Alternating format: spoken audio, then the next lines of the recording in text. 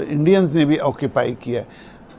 ठीक है, economy India की अभी भी बहुत स्टेबल है, 23 कम होके भी इंडिया के पास बहुत पैसा है।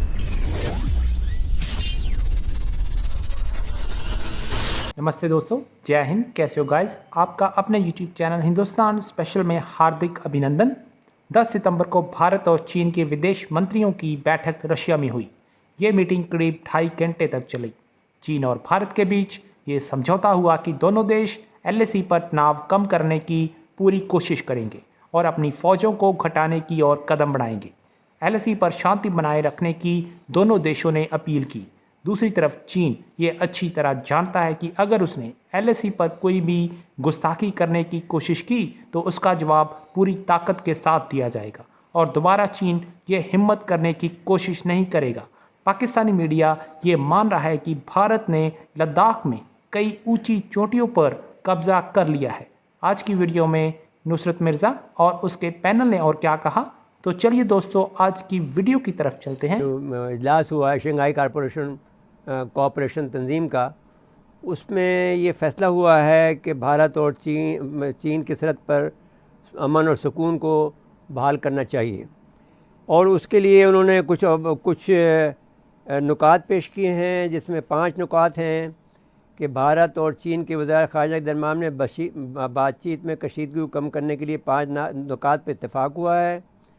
इनमें भारत और चीन के दरमियान ताल्लुकात को फ़रोग़ के सिलसिले में दोनों फरीक़ रहनुमा के दरमियान होने वाले इत्तेफाक राय से रहनुमाई हासिल करने और सरहद पर मौजूदा कशीदगी को ख़त्म करने की बात शामिल है। अच्छा जी, मैं आपसे हसन हबीब साहब ये कहना चाहता हूँ कि दरियाए शयूक और दरियाए गलवान का जो संगम है और जो आपका गोगरा हाइट है, इस साइड पे चीनी है और अपनी साइड पे जो है वो इंडियंस ने भी ऑक्यूपाई किया है।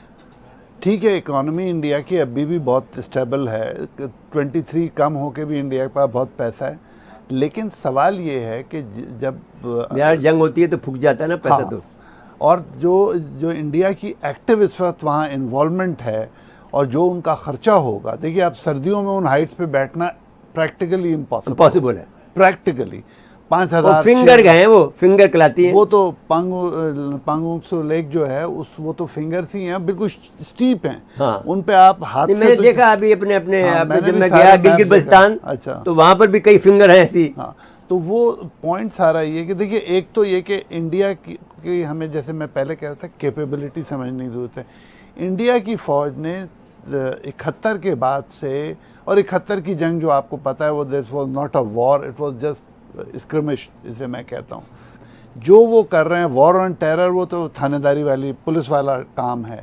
तो जो इंडिया की फौज की सारी कि हमारी तरफ से कोई एक्टिविटी नहीं हो रही भाई। हाँ, आप यूँ कह ले, हमारी मेहरबानी है। तो PLA का कौन सा एक्सपीरियंस है आप बताइए? PLA का कोई एक्सपीरियंस नहीं। PLA का भी 80 के बाद कोई एक्सपीरियंस नहीं है। वो जो एक छोटी सी जंग उन्होंने वियतनाम से लड़ी थी, उसके बाद उनका इंडियन ये कहते हैं, वो कहते हैं साहब इनके पास कोई एक्सपीरियंस नहीं है। दूसरा ये कहते हैं कि ये सर्दी बर्दाश्त नहीं कर सकते हैं। हमारा आदमी जो है सर्दी के अंदर जो है वो जो गर्म इलाके का इलाका है वो जाके वहाँ पर लड़ेगा और रहेगा। इंडिया का जो है, जो लोग जो वाकई ठंडे इलाके के लोग हैं, वो मेरे ख्याल से लद्दाख के लोग हैं। और लद्दाख की आबादी क्या है?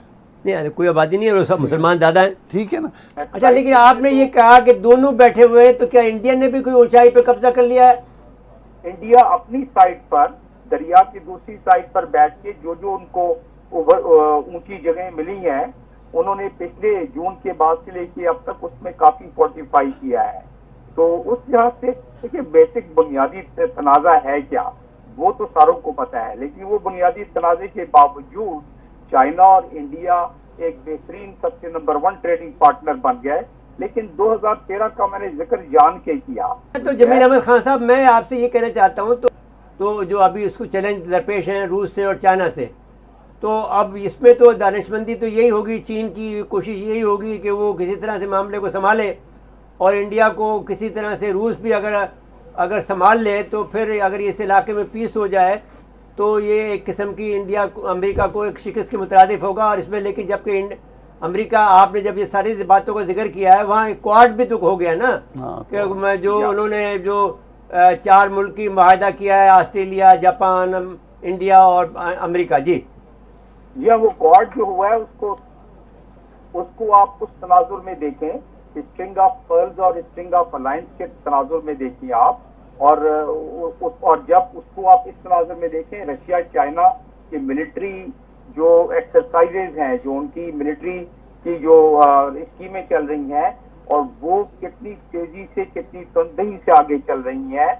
और वो इतने करीब तक पहुंच गई हैं, जो गोवान जजीरा है जिससे कि अमेरिका है, उसके नजदीक तक जाके ये मिलिट्री एक्सरसाइजेज शुरू हो गई हैं। तो जो इस वक्त, और उसके अलावा जो स्पेस वेपनाइजेशन हो रही है। अच्छा, तो मुझे ये बताइए ना जमीर साहब, मैं ये कहना चाहता हूँ कि हमारे लिए सब पूरे इलाके में अगर इंडिया इस बात को समझ जाए कि चाइना की के साथ में अगर बालदस्ती न माने तो बराबर की सतह पर भी मामला को समझ ले और अक्लमंदी का मुजाहरा करे, और जो लद्दाख के अंदर भी और कश्मीर के अंदर भी मामले को ईज़ कर दे, तो ये एक तरह से इंडिया की भी फतह होगी और चाइना की भी फतह होगी। लेकिन क्या इतनी दानिशमंदी इंडिया में मौजूद है? इंडिया की जो थिंक टैंक्स हैं और इंडिया में जो दानिश्वर लोग हैं वो यही बात कर रहे हैं जिसका कि आपने आइडियली तस्करा किया, लेकिन ऑन ग्राउंड मामला दूसरे हैं।